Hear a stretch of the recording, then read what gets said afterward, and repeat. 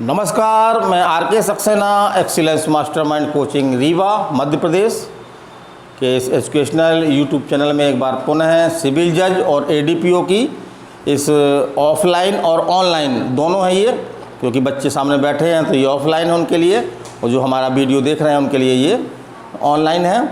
तो उसमें बहुत बहुत स्वागत और अभिनंदन करता हूँ। मेरा ये आईपीसी चल रही है और आईपीसी की मेरी क्लास कौन सी है, 51 51वीं क्लास है हमारी ये, और सिविल जज एडीपीओ की क्लास है ये। और आज हम आपको एक विशेष आपराधिक न्यास भंग, इसको अंग्रेजी में क्या बोलेंगे, ट्रस्ट, तो शुद्ध हिंदी में जानिए, है ना आपराधिक न्यास भंग। और धारा कहाँ से कहाँ तक है अपराधी है, धारा 405 से लेकर के 409 तक में, धारा 405 से लेकर के 409 तक में है। तो इसमें क्वेश्चन किस तरह के आते हैं, मैंने सभी उन चीज़ों को समझाने का प्रयास किया है इस वीडियो में। उस वीडियो को आप जो है वो लास्ट तक देखें, बच्चे तो देख ही रहे हैं। तो इस अपराध का अगर हम पढ़ते हैं तो एक बात हमको एक कहावत याद आती है, अमानत में खयानत, है ना। तो कुछ इसी तरह का अपराध है ये, कि इसमें अपराधी क्या करता है, उसके पास कोई अमानत रखी जाती है और वो क्या करता है, उसमें खयानत कर देता है। क्या कर देता है, खयानत कर देता है। तो एक कहावत है आपकी, अमानत में खयानत करना, तो लगभग इस अपराध से मिलता जुलता है। तो इसको अमानत में खयानत भी हम कह सकते हैं। चलिए हम चलते हैं आगे। तो हमने सेक्शन लिया 405, तो 405 में जो है वो आपराधिक न्यास भंग क्या है, इसको समझाने का प्रयास किया गया है। तो आपराधिक न्यास भंग की परिभाषा दी गई है, और परिभाषा थोड़ा सा बड़ी उलझी टाइप की है, तो उसको मैंने बड़े सुलझे ढंग से, जितने में आपका काम चल जाए, आप इसको मेंस में भी इतनी परिभाषा लिख करके आप अच्छे नंबर प्राप्त कर सकते हैं। तो परिभाषा क्या है आपका, कि इस अपराध में अभियुक्त क्या करता है, अपने को न्यस्त या अख्तियार की गई कोई संपत्ति को क्या करता है, बेईमानी से क्या करता है, दुरुपयोग करता है ना। तो दुरुपयोग कई तरह से हो सकता है, उसको बेच देना, अपने उपयोग में ले लेना, या किसी अन्य व्यक्ति से दुरुपयोग जो है वो सहन करता है। तो यहाँ पे कौन सा अपराध बनता है, आपराधिक न्यास भंग का अपराध बनता है। चलिए इस परिभाषा के आधार पर हम इसके कुछ तथ्य लेते हैं, एलिमेंट। तो तथ्य आपके जो है वो उसके दो तथ्य इंपॉर्टेंट हैं। एक तो पहला तथ्य क्या है, अपराधी को संपत्ति न्यस्त की गई हो, है ना। अपराधी को संपत्ति जो है वो न्यस्त की गई हो, जिस पीड़ित व्यक्ति है, जिस व्यक्ति की संपत्ति है, उसने क्या किया हो, अपराधी को संपत्ति जो है वो न्यस्त की हो, है ना। माने एक विश्वास के अधीन जो है वो उसको कुछ उद्देश्य विशेष के लिए सौंपी गई हो। और दूसरा क्या है, अपराधी ने, है ना, अपराधी ने बेईमानी से ऐसी संपत्ति का क्या किया हो, दुरुपयोग किया हो। तो यहाँ पे अपराधी का इंटेंशन बहुत इंपॉर्टेंट है। अपराधी का इंटेंशन कैसा होना चाहिए, बेईमानी से। और बेईमानी शब्द की परिभाषा हम पहले पढ़ चुके हैं आईपीसी में, है ना। बेईमानी किस धारा में है, किस धारा बताई थी, 24 में, वेरी गुड, है ना। और 25 में क्या है आपका, कपटपूर्वक। तो कैसे याद है, 25 है ना, 25 कपट, है ना, 25 कपट पूर्वक। फिर अगला हम देखते हैं, कुछ एग्जाम्पल लेते हैं, जैसे इसमें कुछ स्पष्टीकरण दिए गए हैं। तो एक स्पष्टीकरण हमारा ये इम्पोर्टेंट है। तो उसमें क्या किया गया है, जैसे कोई कर्मचारी है ना, कोई कर्मचारी की भविष्य निधि जो है वो शासन के नियम के अनुसार जो है वो काटी जाती है ना, प्रोविजनल फंड। और बाद में इतना क्या करता है कि कंपनी भी इतना मिलाती है उसमें, है ना, जितना उसकी तनख्वाह से काटी जाती है कंपनी भी उतना उसमें मिलाती है। अब मान लीजिए कोई, हम किसी कंपनी में कर्मचारी हैं, हम किसी कंपनी में क्या हैं, कर्मचारी हैं, और वो हमारे वेतन से भविष्य निधि जो है वो काट रही है। तो उसका फर्ज क्या बनता है कि उतना ही मिला करके वो क्या करे, फंड में जो है वो जमा कर दे। वो कंपनी क्या करती है, जो मालिक है उस कंपनी का, वो क्या करता है, उसका जो है वो दुरुपयोग कर लेता है बेईमानी से। तो यहाँ पे वो किस बात के लिए दोषी होगा, किस अपराध के लिए दोषी होगा, आपराधिक न्यास भंग के लिए दोषी होगा। तो ये स्पष्टीकरण है आपका ये। चलिए हम कुछ और देखते हैं। तो यहाँ पे हम बता दें, क्योंकि सीमित समय में हम इतना नहीं बता पाते हैं, बच्चों को हमने बताया है जो ऑफलाइन बच्चे हैं। तो हमारी आईपीसी में खास तौर से ये देखा गया है कि जो दृष्टांत दिए गए हैं धाराओं के साथ में, वो एग्जाम में किसी न किसी रूप में आते रहे हैं। तो इसमें भी दृष्टांत है आपके का से लेकर के चा तक। तो इसको आप ध्यान से पढ़िए और इसमें देखिए कि इसमें अपराध हो रहा है या नहीं हो रहा है। तो यदि आपके कॉन्सेप्ट क्लियर हैं तो दृष्टांतों को देख करके आप सीधे सीधे कह सकते हैं, पक्के रूप से कह सकते हैं कि इसमें अपराध हुआ है या अपराध नहीं हुआ है। चलिए हम एक एग्जाम्पल और लेते हैं। जैसे कि इसका एग्जाम्पल, पहला एग्जाम्पल है, उसको हमने अपनी भाषा में लिखा हुआ है। तो भंडार गृह में रखी गई वस्तु का बेईमानी से दुरुपयोग, है ना। तो क्या करते हैं, बहुत से वस्तुएं हम क्या करते हैं कि हमारे पास हम भंडार गृह में रख देते हैं, 2 महीने बाद हम जो है आपका किराया दे करके उस वस्तु को हम जो है वापस ले लेंगे। और यहाँ पे जो भंडार गृह का मालिक है वो क्या करता है, उस संपत्ति को जो है वो दुरुपयोग कर देता है, किसी को बेच देता है। तो उसने कौन सा अपराध किया, आपराधिक न्यास भंग का अपराध किया, आपराधिक न्यास भंग का अपराध किया। ये दृष्टांत आपका क्या है, भाषा हमारी मौलिक भाषा है ना। तो उस दृष्टांत को भी एक कहानी की तरह आप अपने दिमाग में रख सकते हैं और एग्ज़ाम में आएगा तो आप आराम से क्वेश्चन उसका हल कर सकते हैं। चलिए एक मामला है, ये प्रकरण है आपका ये कि दहेज में दी गई राशि, है ना, क्या कहलाती है, आपकी स्त्री धन होती है ना। जो दहेज में राशि दी जाती है वो क्या कहलाती है, स्त्री धन कहलाती है। एक मामला था जिसमें कि दहेज के रूप में राशि दी गई थी और वो किसको दी गई थी, जो लड़के का जो पिता था उसको दी गई थी, है ना। फिर क्या हुआ, इत्तेफाक से क्या हुआ कि लड़का लड़की की नहीं पटी, कुछ लालची थे ससुराल वाले, उन्होंने और पैसा मांगना शुरू किया, लड़की को प्रताड़ना देना शुरू किया। तो परिणाम स्वरूप क्या हुआ कि लड़की जो है अपने मायके चली आई। अब यहाँ मायके वालों में मान लड़की के माता पिता ने क्या किया कि भाई ये संपत्ति किसकी, स्त्री धन है, इसको आप जो है वो वापस करिए। उन्होंने वापस करने से मना कर दिया और उसको यहाँ वहाँ उन्होंने बेच भी दिया कि जो नहीं रहेगी तो क्या वापस कर लोगे, है ना, जो वस्तुएँ थीं।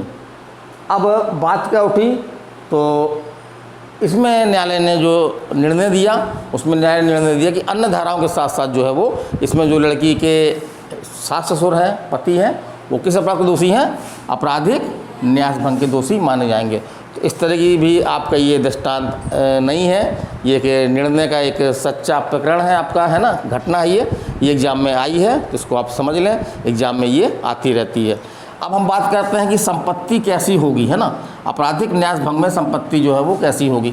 तो अभी हम पढ़ रहे थे, जब संपत्ति के विरुद्ध हम अपराध पढ़ रहे थे तो संपत्ति कैसी होती है ये हमको ध्यान में रखना है। जैसे हमने पढ़ा था चोरी में, तो चोरी में संपत्ति कैसी थी, चल थी, है ना। चोरी के बाद आपराधिक दुरुपयोग में इसमें संपत्ति कैसी थी, चल थी। लूट डकैती में संपत्ति चल अचल दोनों हो सकती है ना, क्योंकि उसमें साफ साफ कहीं लिखा नहीं हुआ है। और चल अचल दोनों संपत्ति की लूट या डकैती की जा सकती है। अब हम बात करते हैं कि आपराधिक न्यास भंग में जो है वो किस तरह की संपत्ति हो सकती है ना। अपराध करने के संबंध में, संपत्ति संबंध में अपराध किया गया है, वो संपत्ति जो है चल होगी या अचल होगी।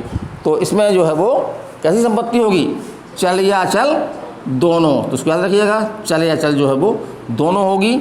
और इसी को हम अगर थोड़ा सा कठिन लैंग्वेज में बोलें तो जंगम या स्थावर, है ना। जंगम माने चल, स्थावर माने अचल, है ना। फिर हम आगे चलते हैं तो इस अपराध का जो मूल सार है ना, इस अपराध का मूल सार क्या है कि संपत्ति का न्यस्त या संरक्षण दिया जाना। माने अभियुक्त को जो है संपत्ति न्यस्त की गई हो या उसका संरक्षण जो है वो उसको दिया गया, माने अख्तियार उसको दिया गया हो। और इसके बाद उस संपत्ति को क्या करे वो बुरे मन से, है ना, उसका इंटेंशन कैसा है, बुरा है, कैसा है, बेईमानी वाला है, बेईमानी। तो बेईमानी से उस संपत्ति का क्या करे वो दुरुपयोग कर ले या उसको किसी अपने उपयोग में परिवर्तित कर ले या किसी अन्य व्यक्ति से ऐसा दुरुपयोग जो है वो सहन कर ले। जैसे किसी ने हमको संपत्ति नष्ट की तो हमारा फर्ज बनता ना कि इस संपत्ति को हम किसी को ले जाने ना दें, क्योंकि एक समय बाद संपत्ति हमको वापस करनी है। और हमने कोई व्यक्ति संपत्ति को ले जा रहा है ना, बेचने के लिए, और हम कुछ नहीं बोल रहे हैं, तो यहाँ पे क्या किया हमने जो है वो जो थर्ड पर्सन है उससे दुरुपयोग हमने क्या किया, सहन किया। हमने उसको दुरुपयोग करने से रोका नहीं, जबकि हमारा क्या फर्ज बनता था कि दुरुपयोग करने से हम उसको रोकते। तो यहाँ पे आपराधिक न्यास भंग अपराध बनेगा। फिर चले हम चलते हैं, तो अगर हम देखते हैं तो आपराधिक न्यास भंग और आपराधिक दुरुपयोग दोनों अपराध जो है वो लगभग सेम जैसे दिखते हैं। तो ऐसे अपराधों के बीच में जो है वो हमारी जो मुख्य परीक्षा होती है, क्योंकि सिविल जज है, जैसे सिविल जज मुख्य परीक्षा होती है, लिखना होता है हमको आंसर, तो उसमें आपका क्वेश्चन ये भी बन सकता है कि आपराधिक न्यास भंग और आपराधिक दुरुपयोग अपराध में जो है वो मूलभूत क्या अंतर है। तो हमने दोनों का अध्ययन किया। हम आपराधिक न्यास भंग अभी हम पढ़ा रहे हैं और आपराधिक दुर्विनियोग हमने जो है इसके पहले ही हमने पढ़ाया था आप लोगों को। तो दोनों को अगर हमने समझ लिया है तो हम अंतर अपने आप लिख सकते हैं। तो चलिए देखते हैं क्या अंतर है। तो पहला अंतर जो है वो संपत्ति जो है वो आपराधिक न्यास भंग में क्या होता है कि संपत्ति अभियुक्त को जो है वो क्या की जाती है, न्यस्त की जाती है ना। उसको पीड़ित पक्ष द्वारा जो है वो साफ साफ सौंपा जाता है उसको, है ना, विश्वास के साथ। लेकिन यदि हम देखें कि आपराधिक दुर्विनियोग में तो इस तरह से अभियुक्त को कोई संपत्ति सौंपी नहीं जाती है, बल्कि निर्दोषपूर्ण ढंग से अभियुक्त के पास संपत्ति आ जाती है। जैसे उसको कोई पड़ा हुआ पर्स मिल गया, वो उसमें रुपये हैं, वो किसको मिल गया, अभियुक्त को मिल गया। यहाँ तक उसका इंटेंशन बुरा नहीं है, लेकिन जब उसने देखा यार बहुत सारे नोट हैं यार, है ना, चलो मौज करेंगे, और उसके बाद उसने क्या किया, उस पैसे को खर्च कर लिया, है ना। तो यहाँ पे क्या हो गया, आपराधिक दुर्विनियोग हो गया। तो इसमें संपत्ति जो है निर्दोषपूर्ण ढंग से जो है वो प्राप्त होती है, किसको, अभियुक्त को। जबकि आपराधिक न्यास भंग में संपत्ति जो है वो अभियुक्त को, जो पीड़ित पक्ष है वो क्या करता है, न्यस्त करता है ना, क्या करता है, न्यस्त करता है, मैंने सौंपता है, वो अपनी इच्छा से उसको एक विशिष्ट उद्देश्य से जो है वो सौंपता है। दूसरा अंतर हम देखते हैं, तो दूसरा अंतर क्या है कि संपत्ति किस तरह की हो सकती है। तो जैसे हमने बताया अभी कि आपराधिक न्यास भंग में संपत्ति जो है वो कैसी हो सकती है, चल और अचल दोनों हो सकती है। जबकि जैसे हमने पिछले क्लास में बताया था आपकी क्लास में कि जो आपका आपराधिक दुर्विनियोग है उसमें संपत्ति कैसी होती है, उसमें संपत्ति जो है वो जंगम या चल होती है। तो एक संपत्ति को लेकर अंतर है। ये तीसरा अंतर जो है वो पक्षकारों के बीच संबंध, माने अभियुक्त और जो पीड़ित व्यक्ति है, दो पक्षकार हैं वो, उनके बीच में जो है वो आपराधिक न्यास भंग में एक विशेष प्रकार का संबंध पाया जाता है ना। लेकिन आपराधिक दुर्विनियोग में हम देखते हैं कोई संबंध नहीं पाया जाता है, यहाँ तक कि वो उसको पहचानता तक नहीं है पीड़ित पक्ष को। उस अभियुक्त को क्या होता है, संपत्ति कोई मिलती है और उसका फर्ज क्या बनता है, कोई संपत्ति मिलती है तो उसको क्या करना चाहिए, वास्तविक मालिक का पता करके उसको दे देना चाहिए, वापस कर देना चाहिए। वो यहाँ वापस न करके क्या करता है, उस संपत्ति का अपने उपयोग में ले लेता है या क्या करता है, उसका दुर्विनियोग कर देता है। तो यहाँ पे ये अपराध बनता है। तो तीसरा अंतर जो है वो पक्षकारों के बीच जो है संविदात्मक संबंध पाए जाते हैं, और आपराधिक दुर्विनियोग में जो है वो इस तरह कोई संबंध नहीं होते, है ना। फिर आगे हम चलते हैं। तो ये धारा आपकी पूछी गई एग्जाम में कि आपराधिक न्यास भंग को जो है वो किस धारा में दंडनीय बनाया गया है, या दंड का संबंध जो है वो आपराधिक न्यास भंग का किस धारा में है। आपके निकटवर्ती धारा लिख देगा 406, 405, 406, 407, 408। जब ऐसी निकटवर्ती धाराएं लिख दी जाती है तो बड़ा हमको कष्ट होता है। हमको जब एग्जैक्ट धारा मालूम होती तभी हमारा आंसर सही हो पाता है।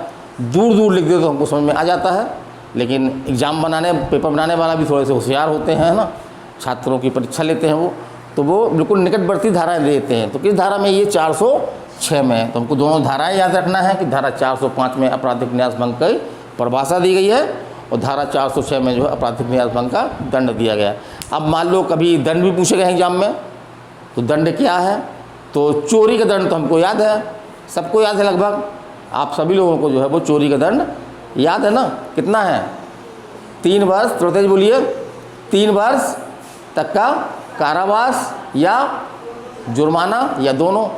तो हम एक दिमाग में कॉन्सेप्ट ये बैठा लें कि आपराधिक न्यास भंग का दंड जो है वो चोरी की तरह है। तो हमको आपराधिक न्यास भंग के दंड अलग से हमको याद रखने की आवश्यकता नहीं होगी। तो लिखा हमने, क्या लिखा, चोरी की तरह, अर्थात कितना, 3 वर्ष तक का कारावास। और कारावास दोनों प्रकार का लिखा हुआ है उसमें, चोरी में भी, इसमें भी लिखा हुआ है कि कारावास या तो सादा हो सकता है या कठोर हो सकता है ना, या जुर्माना, या दोनों। तो ठीक है। ये अब धारा 407 से लेकर 409 तक में जो है आपराधिक न्यास भंग के कुछ विभिन्न रूपों को बताया गया है। तो जनरली ये देखा गया कि यहाँ से कोई क्वेश्चन नहीं बनता है, लेकिन एक बार सावधानी बरतते हुए आप लोग एक बार इसको जो है वो देख लीजिएगा। मैं इन धाराओं के बारे में ना ज़्यादा जानकारी नहीं दे रहा हूँ, लेकिन आप लोग एक बार जो है सही तौर से इसको देख लेना ज़रूर, है ना। तो चलिए, हमारी ये क्लास आज समाप्त होती है ना, बच्चे भी जाने वाले हैं। तो हमारी ये CBJED ADPO की ऑफलाइन क्लास थी, उसी क्लास में कि इसकी प्रोसीडिंग असल में क्या होती है, बच्चे क्या समझते हैं। तो हम पहले क्या करते हैं कि बच्चों को पढ़ाते हुए, है ना, बच्चों को समझाते हुए इस बोर्ड में जो है वो पूरी चीज़ें हम जो मेन चीज़ें हैं वो उसको हम लिख देते हैं। और उसके बाद बच्चों की उपस्थिति में ही उनका जो है रिवीजन कराते हुए जो है वो इसमें जो है वो इस मोबाइल के माध्यम से, बहुत ज़्यादा संसाधन नहीं है, ये सिंपल मोबाइल है, उसी मोबाइल के माध्यम से जो है इसमें रिकॉर्डिंग की जा रही है। तो हो सकता है कि रिकॉर्डिंग उतनी साफ़ ना हो, है ना, और बोर्ड भी आपको हो सकता है साफ़ ना दिखे, लेकिन अगर आप ध्यान से देखेंगे तो बोर्ड में भी जो है वो समझ में आता है। क्योंकि अगर आप हमको सुनेंगे और थोड़ा सा बोर्ड में समझने का प्रयास करेंगे तो निसंदेह रूप से आपको जो है पूरी बातें समझ में आएंगी। तो चलिए अगले वीडियो तक फिर मिलते हैं। नमस्कार, धन्यवाद।